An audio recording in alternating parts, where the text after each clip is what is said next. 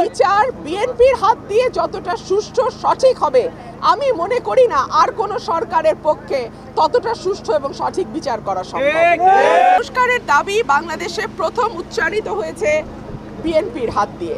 আপনারা জানেন যে দেশনেত্রী বেগম খালেদা জিয়া ভিশন 2030 একটা ডকুমেন্ট দিয়েছিলেন, সেখানেই কিন্তু তিনি তার সংস্কার ভাবনা সর্বপ্রথম 2016 সালে তুলে ধরেন।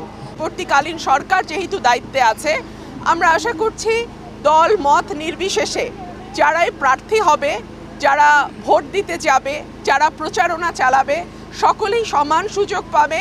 ভোট হবে নিরপেক্ষ এবং আশা করছি গত 15 বছর ভোটের যে কবর রচনা করা হয়েছিল সেই সংস্কৃতি থেকে বাংলাদেশ বেরিয়ে এসে একটা নতুন গণতন্ত্রের পথে বাংলাদেশ তার যাত্রা শুরু। তারপর বিএনপির 27 দফা 31 দফা এই সকল কিছুই সংস্কারের অংশ।